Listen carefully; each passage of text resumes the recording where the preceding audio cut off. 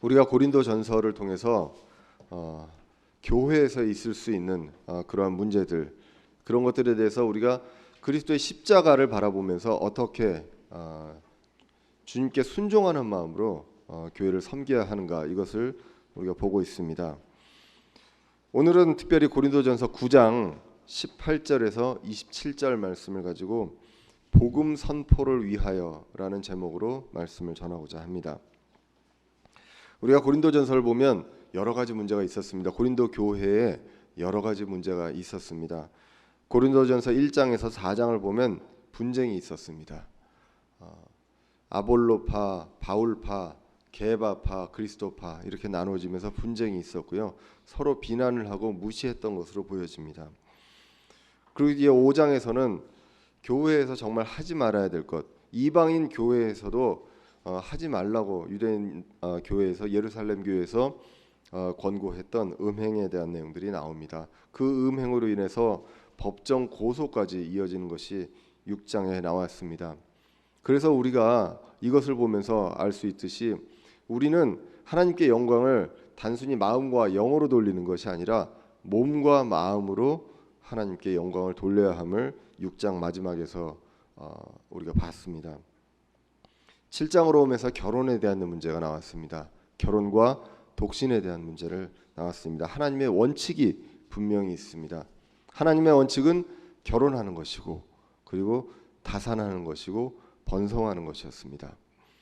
세상과 여러 가지 사회적 여러 가지 문제, 그리고 마귀의 어떤 그 조종 때문에 여러 가지 피치 못할 사정들이 발생을 하지만 그것이 그렇다고 비난의 대상이 되는 것은 아니라는 것을 고린도전서 7장에서 우리가 알았습니다. 우리가 지식은 있으나 지식 전에 사랑이 있어야 된다. 사랑으로 사람들을, 약한 자들을 세워주는 것, 이것이 믿음이 강한 자가 해야 되는 역할임을 우리가 고린도전서 7장을 통해서 배웠습니다. 8장에서는 우상한테 바쳐진 음식 문제를 고린도 교회가 사도 바울한테 물어봤던 것으로 보여집니다. 그래서 이것을 통해서 알 수 있는 것도, 우리는 구원받은 우리는 자유한 사람들이다. 자유한 사람들이지만 이 자유한 것이 약한 양심을 갖고 있는 사람들, 이 사람들을 실족하지 않게끔 해야 한다. 이런 내용들이 이제 8장에서 나왔습니다. 그렇게 나오고 나서 오늘 이제 9장으로 보면 9장에서는 사도에 대한 내용, 사역자에 대한 내용들이 이제 9장에 나오게 됩니다. 어떻게 보면 약간 다른 내용 같지만 결국 7, 8, 9장으로 오면서 자유인이지만 자유롭지 못하고 이 자유를 억제하는 것, 그리고 내 권리가 있지만 권리를 포기하는 것의 근본적인 이유가 무엇인가, 이 부분에서는 다 같음을 우리가 알 수가 있습니다. 고린도전서 9장 3절을 보시면 오늘 말씀의 배경을 알 수가 있습니다. 고린도전서 9장 3절에 이렇게 나옵니다. 나를 시험하는 자들에 대한 내 대답은 이것이니라. 고린도 교회에서 사도 바울을 시험하는 자가 있었습니다. 사도직에 대한 문제를 시험하는 자가 있었던 것으로 보여지고요. 그리고 고린도전서 9장 이 중간 부분, 뒷부분을 보면 이 사도 바울이 유대인들과 이방인들과 어떤 다른 사람들한테 그 대했던 그러한 태도를 보고 아마 그것들을 비난했던 것으로 보여집니다. 이러한 어떤 공격에 대해서, 시험하는 자들에 대해서 대답을 하게 됩니다. 그런 전제로 고린도전서를 보시면 고린도전서 9장 1절에 이렇게 사도 바울이 하나님의 영감을 통해서 시작을 하게 됩니다. 고린도전서 9장 1절입니다. 내가 사도가 아니냐, 내가 자유로운 자가 아니냐, 내가 예수 그리스도 우리 주를 보지 아니하였느냐, 너희는 주 안에서 행한 나의 일이 아니냐. 다른 사람들에게는 내가 사도가 아닐지라도 분명히 너희에게는 사도이니 너희는 주 안에서 나의 사도직의 봉인이니라. 이렇게 나오게 됩니다. 사도 바울이 강조를 합니다. 내가 사도다. 그리고 나는 자유로운 자다. 그리고 사도의 자격이었던, 사도행전에서 보면 12제자가 죽고 나서 그 가롯 유다가 죽고 나서 다른 마지막 사도를 뽑을 때 나왔던 사도의 자격에서 볼 수 있듯이 예수님을 직접 본 사람이어야 됩니다. 그런 것처럼 여기서도 내가 예수 그리스도 우리 주를 보지 아니하였느냐. 그러면서 너희는 주 안에서 행한 나의 일이 아니냐. 주 안에서 사도 바울이 행한 그런 일이었다. 고린도 교회가 그런 이야기를 합니다. 2절에서는 다른 사람들에게는 내가 사도가 아닐지라도 100번 양보해서 내가 다른 사람들한테 사도가 아닐지라도 분명히 너희에게는 사도이니 너희는 주 안에서 나의 사도직의 봉인이라. 봉인이 무엇입니까? 도장을 딱 찍는 겁니다. 증명하는 겁니다. 예.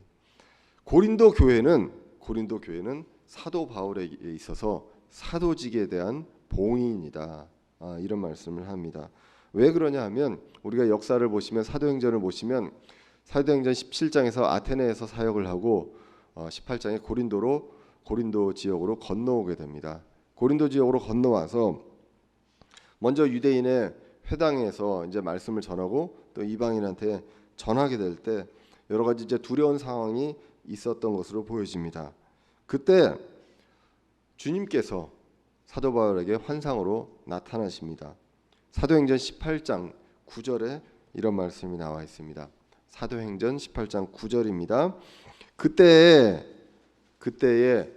주께서 밤에 환상으로 바울에게 말씀하시되. 사도행전 18장 9절입니다. 고린도에서 있었던 일입니다. 그때 주께서 밤에 환상으로 바울에게 말씀하시되 두려워하지 말며 잠잠하지 말고 말하라라고 합니다. 두려워하지 말고 또 잠잠하지 말고 고린도에서 말하라.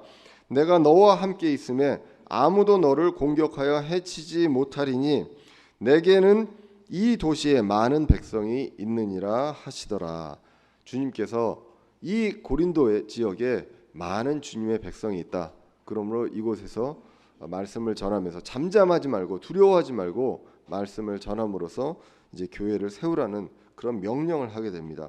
그렇게 함으로써 사도 바울이 고린도 교회에서 1년 6개월간 머물면서 하나님의 말씀을 가르쳤다라고 기록이 되어 있습니다. 그러므로 사도 바울은 고린도 교회에 당당히 이야기를 합니다. 내가 사도직의 봉인이다. 고린도 교회 너희들이 바로 내가 그리스도의 사도직의 봉인이다. 증거다. 이 내용을 말씀을 하게 됩니다. 그러면서 아까 말씀드렸듯이 3절에서 나를 시험하는 자들에 대한 내 대답은 이것이니라 라고 나오게 됩니다. 먼저 1절에서 자유인임, 내가 사도이면서 이런 복음 전한 사역을 하면서 그리고 자유인임을 강조를 합니다. 그러면서 이제 4절부터 6절까지 사도들의 권리에 대한 내용들을 말씀을 하게 됩니다. 오늘 9장 4절을 보시면 이렇게 나옵니다. 우리에게 먹고 마실 권리가 없느냐? 우리에게 다른 사도들이나 주의 형제들이나 게바와 같이 자매 곧 아내를 데리고 다닐 권리가 없느냐? 나와 바나바만은 일하지 않을 권리가 없느냐라고 이야기를 하게 됩니다. 우리가 이 사도의 권리를 보면서 비록 이 시대에 사도는 없지만 복음을 전하는 어떤 사역자들의 어떤 권리로 유추해 볼 수가 있습니다. 사도들과는 다릅니다. 사역자들은 기적을 행할 수 있는 그런 능력은 없습니다. 사도들은 예수님을 직접 본 사람이었고요. 사도행전에서 보면은 그 사도의 표적을 행하는 사람들이었습니다. 하지만 지금 시대에는 그 앞에 부분처럼 복음을 선포하는 것은 사도의 직이라고 볼 수가 있지만 그 뒤에 표적을 행하는 것은 그러한 일이 이루어지지 않은 것으로 우리는 다른 성경 구절을 통해서 알 수가 있습니다. 감독과 장로, 목사가 나오는데 이 내용에는 기적을 행한다는 그런 자격 요건이 없습니다. 그러나 이제 우리가 사도가 이 시대에 신약 성경이 없던 시대에 말씀을 전하던 그 복음을 선포하던 그런 관점에서 봤을 때 이 사도의 권리와 사역자의 권리를 우리가 유추해서 볼 수가 있습니다. 오늘 보시면 4절에 보시면 이렇게 나옵니다. 우리에게 먹고 마실 권리가 없느냐? 우리도 의식주 이 문제를 가질 권리가 있다라는 내용을 이야기합니다. 그리고 우리가 다른 사도들이나 주의 형제들이나 게바와 같이 자매 곧 아내를 데리고 다닐 권리가 없느냐, 이런 것들을 봐서 사도 바울은 그러지 않았지만 다른 사도들 그리고 주의 형제들은 아내를 이제 데리고 다녔던 것으로 알 수가 있습니다. 특별히 이제 게바의 예를 듭니다. 베드로와 같이 결혼을 하고 아내를 데리고 다니던 사람들이 있었던 것으로 우리가 성경을 통해서 볼 수가 있습니다. 다만 그 사도 바울과 바나바가 그렇지 않았던 것으로 보여지고요. 그리고 이제 6절에 보시면 나와 바나바만은 일하지 아니할 권리가 없느냐, 결국 일을 안 해도 된다. 이 이야기는 무슨 얘기냐면 전임 사역을 해도 된다는 것이죠. 내가 사도 이외에 다른 직업을 갖지 않아도 된다. 그것이 권리이다. 그런데 우리가 알다시피 사도 바울은 천막을 만드는 사람이었습니다. 거기에서 나오는 텐트 메이커, 이게 바로 요즘 우리가 자비량 사역자들, 어떤 사례비를 받지 않고 하는 사역자들을 나타내는 영어 용어로 우리가 이제 굳어지게 되었습니다. 그러나 사도의 권리에는 이런 것들이 있었습니다. 먹고 마실 권리가 있었고요. 그리고 결혼해서 아내를 동반할 권리가 있었습니다. 그리고 전임 사역을 할 권리가 있었다는 것입니다. 그러니까 사역을 하면서 내가 먹고 이렇게 마시고 잘 것을 따로 책임지고 신경 써야 되지 않아도 될 권리가 있었다. 그게 바로 이제 원칙이었던 것으로 보여집니다. 현재 보시면 교회의 두 가지 양면성이 있습니다. 외부에서 봤을 때나 교회 내에서 봤을 때 작은 교회에서 특별히 사역자들한테 희생만을 강조하는 교회들이 많이 있습니다. 사역자들은 희생해야 되고 목사들은 배고파야 된다. 이것을 많이 강조하기도 합니다. 그리고 또 거기서 또 반대로 가가지고 목회자가 이 권리를 너무나 강조한 나머지 부를 축적하는 그러한 일도 반대로 일어나는 것을 보여집니다. 그러나 우리가 고린도 교회에서 보면 질서가 있어야 되고요. 그리고 이 사역을 하는 권리에는 분명한 것은 사역자들도 먹고 마실 권리가 있고 결혼해서 아내를 데리고 다닐 권리가 있고 그리고 전임 사역을 할 권리가 있다라는 것을 사도 바울이 강조를 합니다. 그런데 본인은 그렇게 안 하고 있다는 내용을 이야기를 합니다. 그래서 이제 8절부터 보면 이 내용들에 대해서 이게 내 생각만이냐 아니면 그 율법에서 구약에서도 이 내용을 이야기를 하고 있는가, 이것을 사도 바울이 이야기를 하게 됩니다. 8절에 보시면 내가 사람으로 이것들을 말하느냐 율법도 같은 것을 말하지 아니하느냐. 9절에 보시면 모세의 율법에 너는 곡식을 밟는 소의 입에 마개를 씌우지 말라 하고 기록되었나니 하나님께서 소들을 위해 염려하시느냐, 이렇게 기록을 하게 됩니다. 이 말씀은 신명기 25장 4절에 나오는 말씀입니다.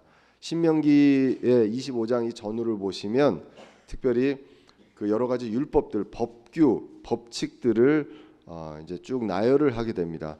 그런데 그 중에 25장 4절에 나온 말씀이 바로 이 말씀이죠. 곡식을 밟는 소의 입에 마개를 씌우지 말라. 이 일을 하고 있는데 먹지 못하게 입에다 마개를 씌우는 이런 짓을 하지 말라라고 나오는 것입니다. 그러면서 이 말씀을 인용하면서 사도 바울이 하는 이야기는 뭐냐면 이 말씀이 이 소를 위한 말씀 같냐, 이렇게 이야기를 하는 것입니다. 사역을 하는 자들도 사역을 할 때 일을 하지만 입을 막고 해야 되느냐, 의식주 걱정하지 말고 그리고 굶으며 가난하며 배고프며 해야 되느냐, 이런 것들에 대한 내용들을 이야기하는 것으로 우리가 알 수가 있습니다. 11절에 보시면 9장 11절에 보시면 이것을 이렇게까지 이야기합니다. 우리가 너희에게 영적인 것들을 뿌렸은즉 너희의 육적인 것들을 거둔다 해도 그것이 큰일이냐. 영적으로 씨를 뿌렸습니다. 복음의 씨를 뿌렸기 때문에 육적인 것들, 이런 것들은 이제 제물로 우리가 알 수가 있죠. 이런 것들을 거둔다고 해서 이게 큰일이냐, 큰일 날 일이냐, 이런 내용들을 이야기를 하게 됩니다. 여기서 보시면 사역자들이 사례비를 받는 것들에 대한 것들, 이런 것들도 권리임을 이야기를 합니다. 그리고 이 구절을 보시면 당시의 상황을 보시면 어떤 사역자들이나 사도들에 대한 어떤 도움뿐만 아니라 다른 교회와 선교사들, 이런 것들한테 교회들이 이렇게 도와줬던 내용들이 성경을 통해, 사도행전을 통해서 우리가 알 수가 있습니다. 이러한 일들이 하는 것이 당연한 것이다. 성도들의 헌금으로 이런 사역자들과 다른 교회들과 이런 것들을 재물적인, 재정적인 부분을 해결하는 것, 이런 것들이 바로 권리임을 이야기를 하게 됩니다. 14절에서도 나오게 됩니다. 전임 사역자들에 대한 내용들이 나오게 됩니다. 이와 같이 주께서도 복음을 선포하는 자들이 복음으로 살 것을 정하였느니라. 복음을 선포하는 자들은요, 복음으로 살 것을 정하였다. 주님께서 이렇게 말씀을 합니다. 결국 성경에서 보면 우리가 결혼에서도 이야기했습니다. 이혼도 나오고 독신도 나왔지만 결혼하는 것이 주님의 원칙이다. 전임 사역자도 있고 자비량 사역자도 있습니다. 하지만 주님의 원칙은 전임 사역자가 주님의 원칙이었던 것으로 보여집니다. 우리가 구약에서 레위 지파를 보면 하나님께 제사를 담당하는, 우리는 그런 역할을 하는 사람들은 아닙니다. 하지만 그런 하나님께 드리는 것들을 담당하는 사람들에게 이 일을 시키지 않고 나머지 지파가 10분의 1씩 모아서 레위 지파한테 준 것을 볼 수가 있습니다. 그것이 바로 이스라엘 민족들 신정 국가에 이루어졌던 11조입니다. 우리는 11조를 따로 율법으로 드리지 않습니다. 하지만 그 어떤 하나님께 드리는 어떤 그러한 사역을 하는 사람들에게 나머지 교회에서 이런 것들을 모아서 제물로 지원을 했던 것으로 보여집니다. 그러나 이런 것들이 원칙이지만 이 전장들과 마찬가지로 무엇이 있냐면 자유함이 있습니다.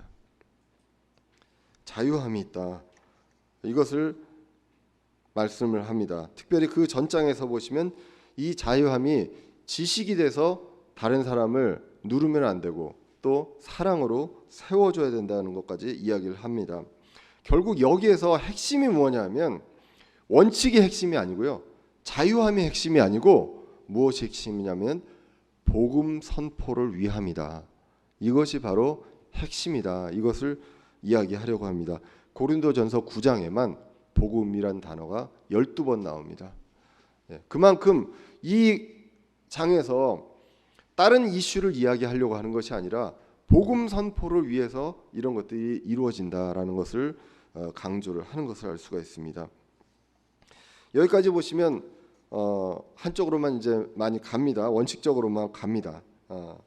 특별히 또 12절부터 보시면, 다시 거꾸로 가서 12절부터 보시면, 다른 이들이 너희에 대한 이 권리에 참여하거든 하물며 우리는 더 그리하지 아니하겠느냐. 그럼에도 불구하고 우리가 이 권리를 쓰지 아니하고 모든 것을 참는 것은 우리가 그리스도의 복음을 가로막지 아니하려 함이라. 이렇게 나오게 됩니다.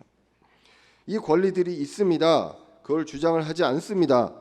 이 권리들을 쓰지 아니하고 모든 것을 참는다. 사도 바울이 이렇게 이야기를 합니다. 왜 그렇습니까? 자신들이 그리스도의 복음을 가로막지 아니하게 합니다.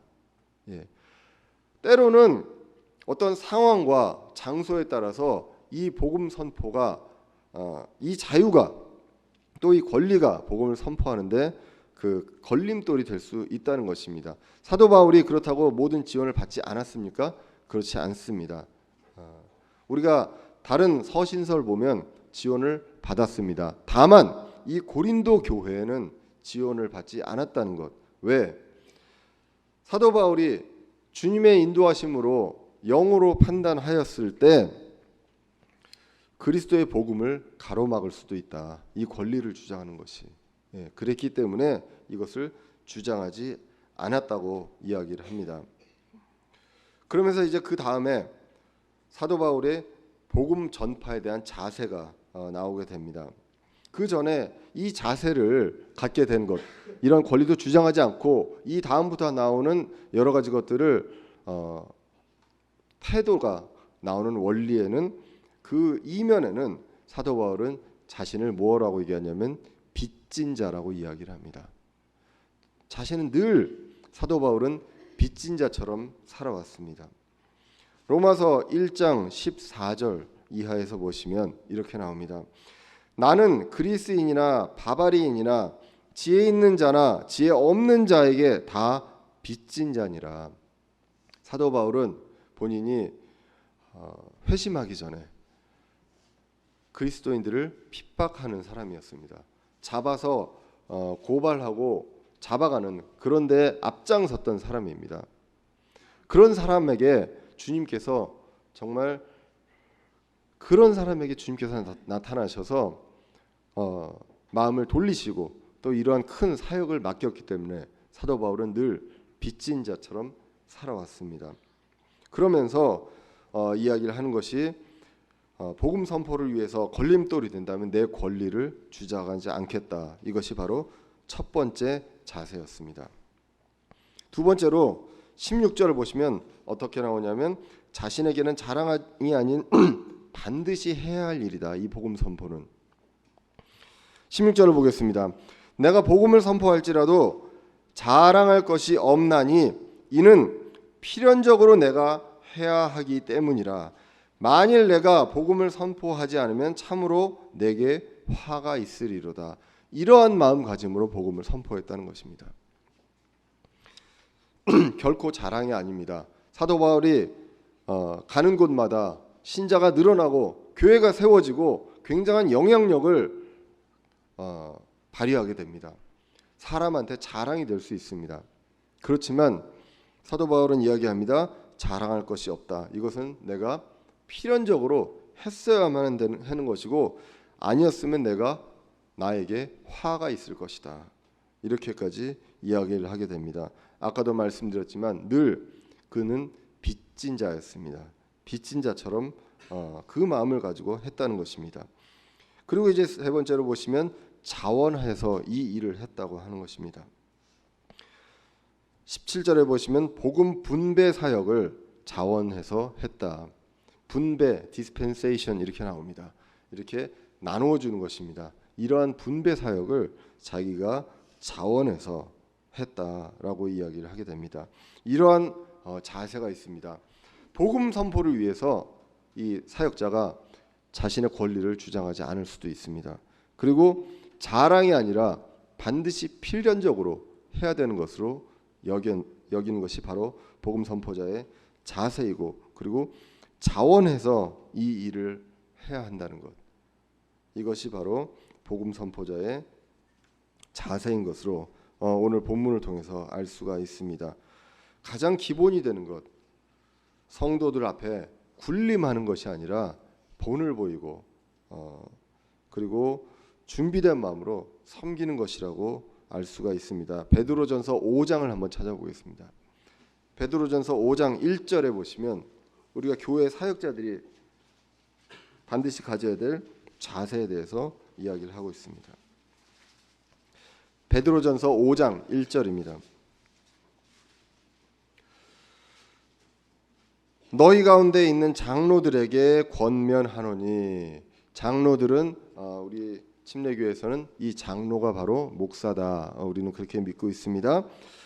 베드로가 이야기합니다. 너희 가운데 있는 장로들에게 권면하노니 나 역시 장로요. 사도인 베드로가 이야기합니다. 나도 장로의 역할을 하고 있습니다. 장로요. 그리스도의 고난의 증인이요. 또한 앞으로 나타날 영광에 참여할 자니라. 너희 가운데 있는 하나님의 양떼를 먹이고 감독하되 억지로 하지 말고 자진해서 하며 더러운 이익을 위하지 말고 오직 준비된 마음으로 하며 하나님의 상속 백성 위에 주인처럼 군림하지 말고 오직 양떼에게 본이 되라 라고 말씀을 하게 됩니다. 양떼를 먹여야 합니다. 억지로 하지 말고 자진해서 해야 되며 더러운 이익을 추구해서는 안 된다는 것, 그리고 군림하지 말라는 것, 이것이 바로 사역자들의 자세의 기본입니다. 그러면서 18절에 보상에 대한 내용들을 이야기합니다. 오늘 본문 처음으로 읽었던 9장 18절입니다. 그런즉 나의 보상이 무엇이냐? 17절에서 보상을 받는다고 이야기를 하게 됩니다. 그런데 이 보상이 무엇이냐? 자, 권리를 이행하면서 받는 것은 보수입니다. 그리고 내가 자진해서 일을 하면서 보상이 있다. 이 내용을 이야기를 하게 됩니다. 그런즉 나의 보상이 무엇이냐? 진실로 내가 복음을 선포할 때에 그리스도의 복음을 값없이 선포하고 이로써 복음 안에 있는 나의 권리를 남용하지 아니하는 것, 그것이로다. 사도 바울이 고린도 교회에 권리를 주장하지 않았습니다. 그리고 자랑이 아니고 마땅히 해야 할 일로 여기고 자원하는 마음으로 했는데 그것에 대한 보상이 무엇이냐? 뭔가 상금인 줄 알았습니다. 상금인 줄 알았는데 18절에 보시면 복음 선포할 때 그리스도의 복음을 값없이 선포하고 이로써 복음 안에 있는 나의 권리를 남용하지 않는 것, 이것을 사도 바울은 보상이라고 이야기를 합니다. 참 말도 안 됩니다. 네. 뭔가 그 권리를 포기함으로써, 그 보수를 포기함으로써 받는 보상이 바로 나의 권리를 남용하지 않는 것이다. 사역자의 기본을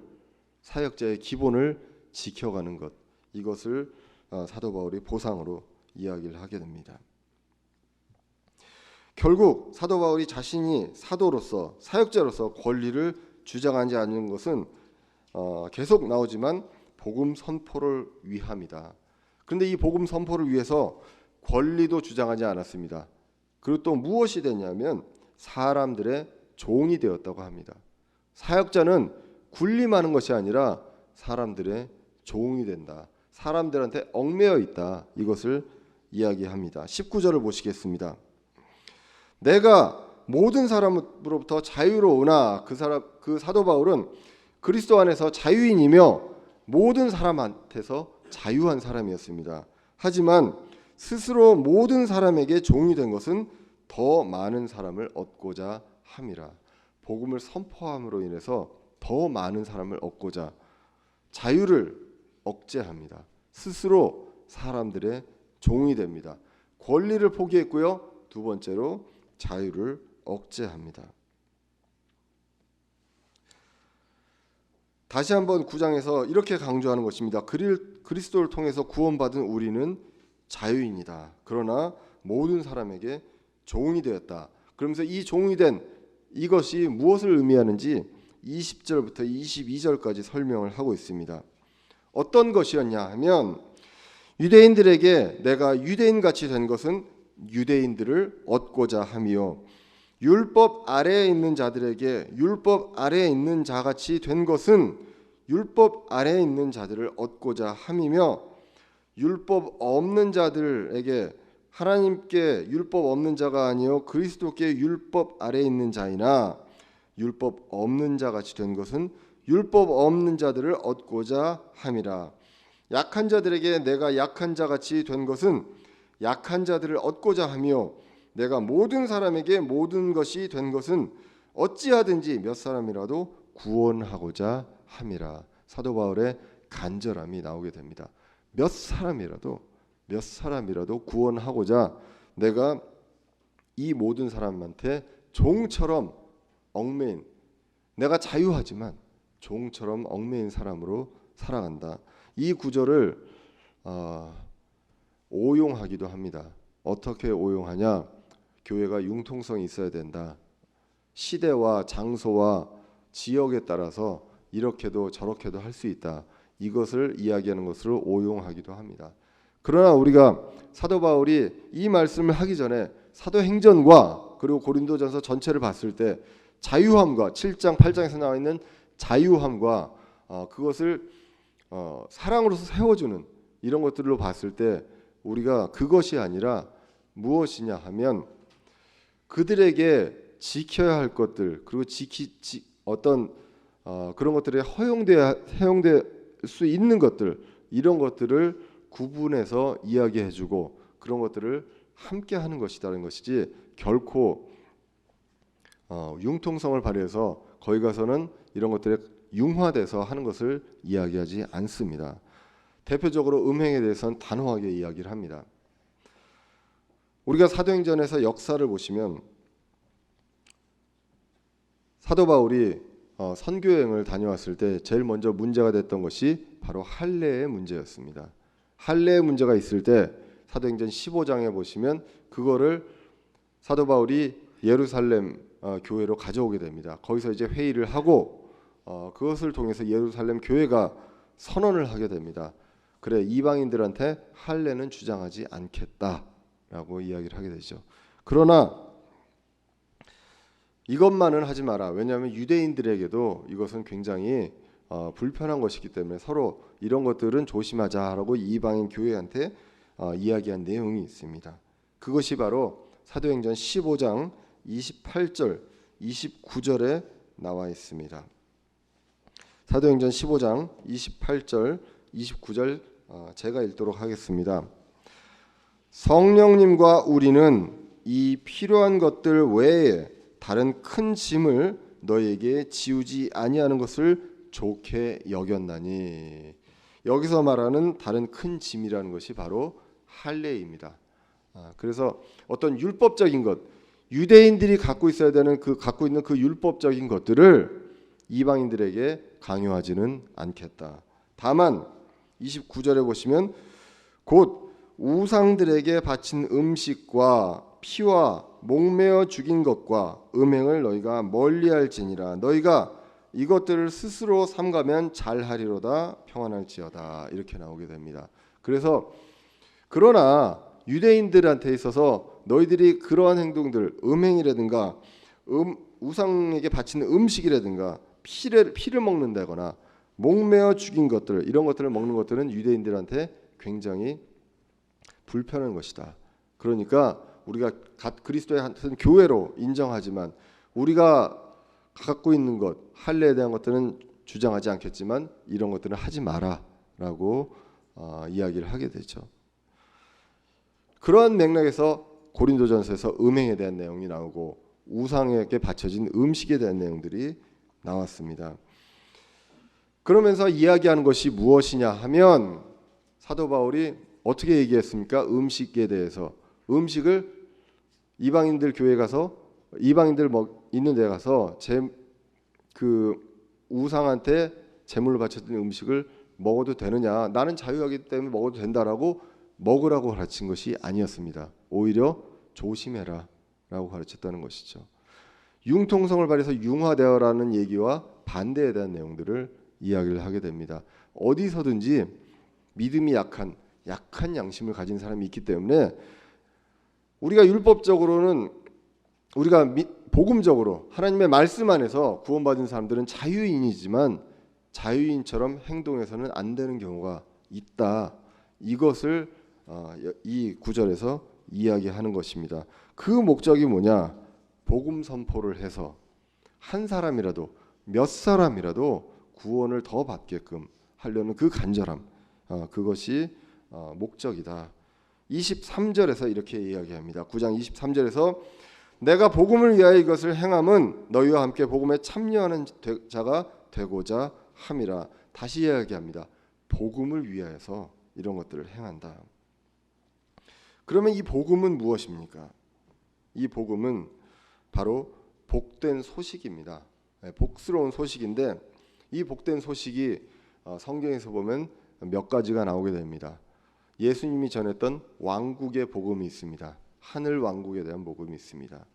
예수님께서 이 땅에 오셔서 메시아로 이 땅에 오셔서 실제로 왕국으로 통치하는 그 왕국에 대한 복음을 선포하셨습니다. 그리고 교회 시대에 사도들이 선포한 복음이 바로 하나님 은혜의 복음입니다. 그리고 요한계시록에서 나오는 영존하는 복음이 있습니다. 지금 여기서는 하나님의 복음, 그 18절에서 얘기했던 것처럼 그리스도의 복음입니다. 이 복음은 무엇입니까? 우리는 모두 죄인입니다. 태어나면서부터 아담으로부터 물려받은 죄의 성품을 갖고 태어났습니다. 그 성품이 있기 때문에 우리는 죄를 지을 수밖에 없는, 죄들을 지을 수밖에 없는 사람들이었습니다. 그렇기 때문에 우리는 태어나면서부터 죽게 되는 사람이었습니다. 무언가 값을 치러야 되는 사람이었습니다. 예수님께서 대신 죽으심으로 그 대가를, 죄의 대가인 죽음을 우리 대신 죽으심으로써, 하나님이신 예수님이 죽으심으로써 그 대가를 치르기 때문에 우리는 대가를 치러진 사람이라는 것입니다. 그것을 받아들이면 우리는 하나님의 자녀가 됩니다. 예수님께서 죽으심으로 끝난 게 아니라 죽음을 이기셨습니다. 어떻게 이기셨습니까? 죽고 나서 부활하셨습니다. 우리도 예수님과 같이 부활하게 됩니다. 이것이 복음입니다. 또 예수님이 다시 오십니다. 우리와 함께 하시기 위해서 오십니다. 우리가 예수님을 만나게 됩니다. 이것이 복음이고, 또 예수님과 함께 영원히 다스리는 것, 이것이 바로 복음이라는 것입니다. 이 복음을 누구에게나 몇 사람에게라도 더 전하기 위해서 사도 바울은 권리도 포기하고 자유도 포기하고 이러한 것들을 진행을 하게 됩니다. 복음은 고린도전서 15장에서 이제 앞으로 보면 나오게 됩니다. 성경에서 기록된 대로 이루어진 것들이 복음입니다. 고린도전서 15장 1절에 보시면 이렇게 나와 있습니다. 또한 형제들아, 내가 너희에게 선포한 복음을 너희에게 밝히 알리노니, 이렇게 나오게 되죠. 고린도 교회에 보내는 편지 안에 모든 것들이 다 들어 있습니다. 복음만 이야기하고 그 복음이 무엇인지를 얘기 안 하는 것이 아니라 다시 한번 이야기하는 것입니다. 선포한 복음에 대해 너희가 밝히 알리노니 너희 역시 그 복음을 받았으며 또 그 가운데 서 있느니라. 너희가 만일 내가 너희에게 선포한 것을 기억하고 헛되이 믿지 아니하였으면 또한 그 복음으로 무엇을 받습니까? 구원을 받습니다. 기적으로, 환상으로, 내가 무엇을 해서 노력으로 받는 것이 아니라 복음으로 구원을 받는다는 것입니다. 그래서 이 복음으로 구원을 받고 내가 또한 받은 것을 무엇보다 너희에게 전하였노니, 사도 바울이 먼저 그것을 받고 그리고 고린도 교회에게 전하였습니다. 그것은 곧 무엇이냐 하면 사도 바울이 환상으로 본 것이 아니라 성경 기록대로 그리스도께서 우리의 죄들로 인하여 죽으시고 묻히셨다가 성경 기록대로 셋째 날에 다시 살아나시고 게바에게 보이시고 다음에 12 제자에게 보이셨다는 것이라. 성경 기록대로, 성경에서 기록하신 이 복음, 하나님의 은혜의 복음을 사도 바울이 받고 그것을 다시 분배하는 그런 사역을 했다는 것입니다. 사도 바울은 누구보다도 자신이 죄인인 줄 알았다는 것입니다. 그 복음을 갖고 있는 구원받은 자들을 핍박하는 사람이었습니다. 그런데 정말로 그냥 죽어도 싼 그 자기를 예수님께서 값없이 만나주시고 왜 나를 핍박하느냐 이렇게 하면서 다시 세워주시고 이러한 사역을 하게끔 하였기 때문에 무엇보다도 복음 선포, 이것이 최우선 과제였던 것으로 보여집니다. 사도 바울만 빚을 졌습니까? 우리도 빚진 자입니다. 우리가 뭘 잘해서 복음을 샀습니까? 복음을 우리도 값없이 받은 자이기 때문에 우리도 빚진 자입니다. 그렇기 때문에 복음 선포를 위해서 우리도 무엇보다도 복음 선포를 우리 삶의 지상 과제로 여기며 나아가야 한다는 것입니다. 사도 바울은 이렇기 때문에 이 복음 선포에 대한 것들을 경주하는 사람, 운동선수의 비유를 많이 했습니다. 오늘 본문에서도 24절부터 27절까지 보시면 이러한 비유를 하면서 마치게 됩니다. 24절에 보시면 경주할 때에 달리는 자들이 다 달릴지라도 한 사람이 상을 받는 줄을 너희가 알지 못하느냐. 너희도 상을 받도록 이와 같이 달리라.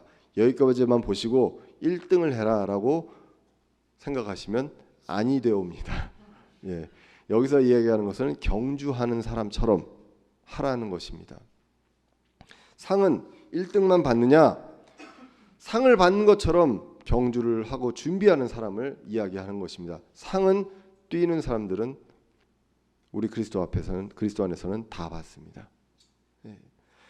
여기서 상을 받도록 이와 같이 달리라고 합니다.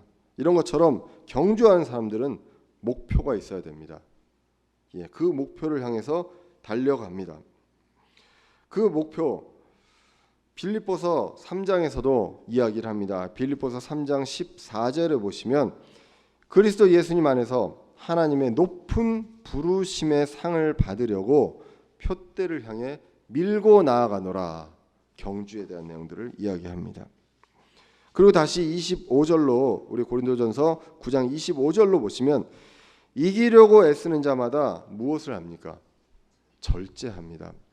이것을 이야기하는 것입니다. 경주하는 사람들한테, 경주하는 사람들, 운동선수들이 우리보다 잘하는 것이 무엇입니까?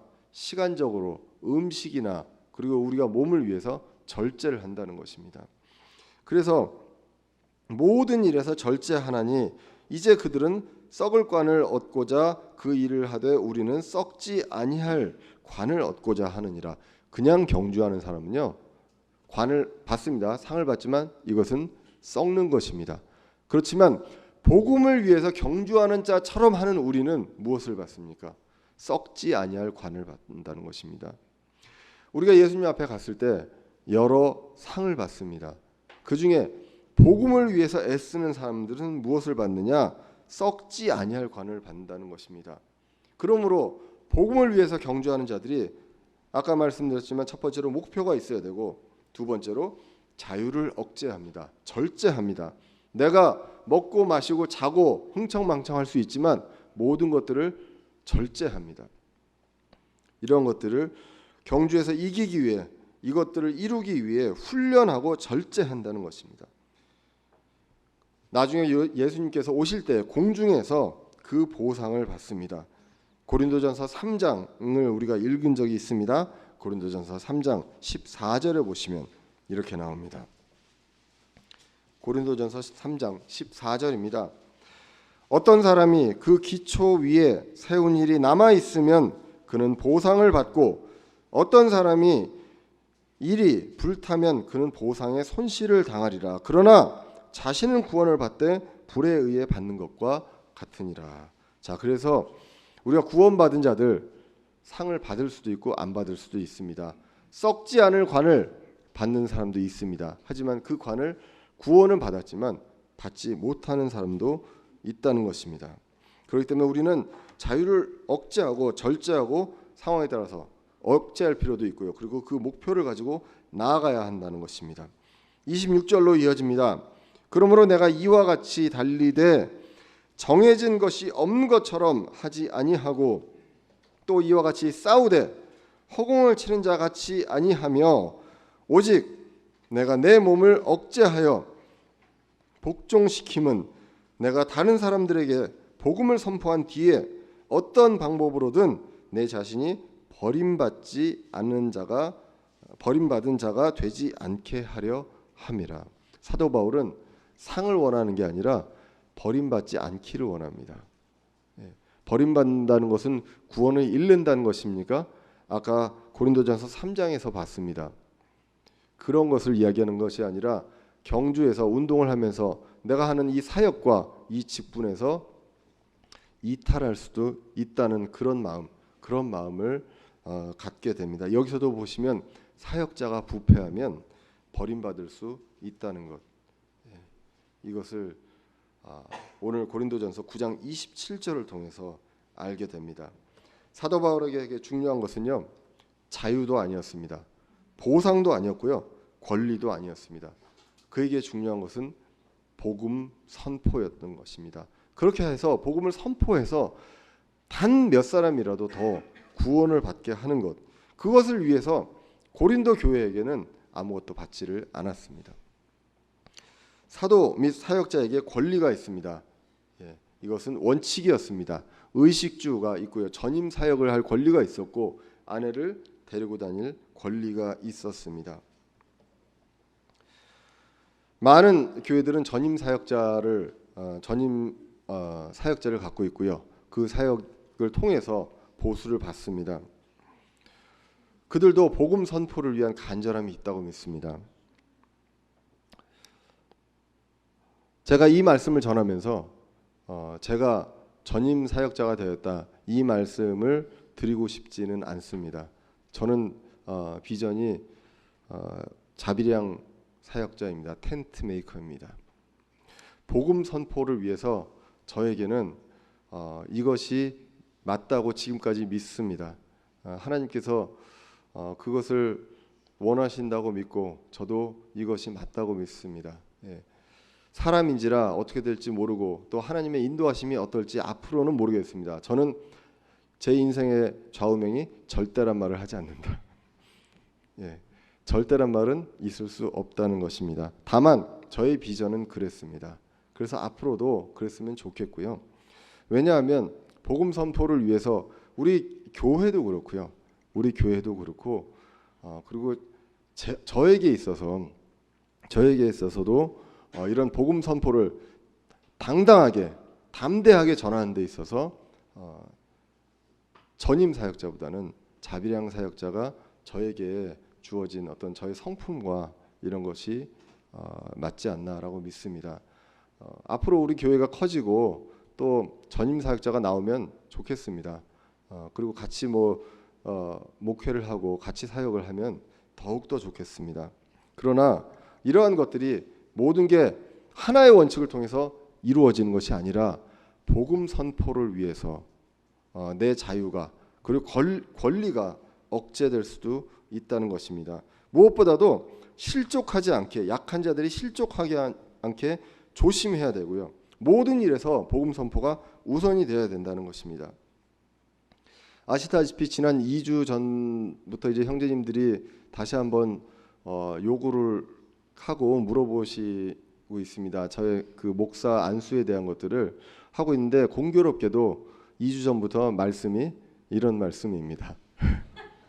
자유와 그리고 그 억제와 이런 말씀입니다. 이러한 것들을 비추어 봤을 때 내가 과연 정말로 부끄러운 게 너무 많아요. 정말 내가 하는 행동들이 한 사람이라도 믿음이 약한 사람들을 혹시나 실족하게 할 수 있는 행동을 하고 있지 않는가 많이 돌아보게 되는데 너무 많더라고요. 너무 많아서 참 그런 것들이 정말로 마음에 걸립니다. 그래서 정말 기도 중에 있고 하나님 정말로 제가 이런 것들을 할 수 있습니까? 라고 생각을 하게 되면서 또 필연적으로 해야 된다라는 말씀이 또 저를 찌르고 있습니다. 내가 무언가를 자격이 있어서 하는 것이 아니라 하나님께서 이것을 필연적으로 하고 내가 이것을 안 하면 화 있으리로다라는 무서운 말씀이 또 저를 또 억누르고 있습니다.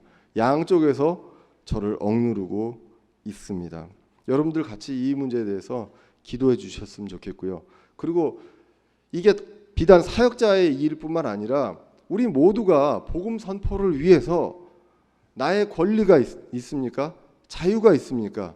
이런 것들을 억제하고 한 사람이라도 더 구원할 수 있도록 이 복음을 선포하는데 걸림돌이 되는 것을 치울 수 있는 저와 여러분들이 되어야 되겠습니다. 먼저 복음을 잘 모르시는 분들이 있습니까? 그렇다면 복음을 들으시고 구원을 받고 하나님의 자녀가 되시길 원합니다. 그리고 구원을 받은 사람들이 있다면 우리 받은 형제 자매들은 복음 선포를 위해서 우리가 이런 것들을 우리의 삶을 돌아봐야 한다는 것입니다. 여러분들 그런 것들을 여러분들 혼자 스스로 하라고 하나님이 남겨주시지 않았다고 성경은 말씀합니다. 끝까지 우리를 책임지시고 끝까지 함께 하신다고 약속하셨습니다. 우리 복음을 받고 구원받은 우리는 복음 선포를 위해서 우리의 삶을 바치고 살아가야 하겠습니다. 복음 선포를 위해서 지식을 키웁니다. 그리고 그 지식보다 사랑으로 세워주기를 원합니다. 그리고 권리와 자유를 억제합니다. 그렇게 함으로 인해서 몇 사람이라도 더 구원하기 위해서 우리는 자유한 자지만 스스로 종이 되는 그런 저와 여러분들 되시기를 주님의 이름으로 간절히 기원합니다. 기도하겠습니다.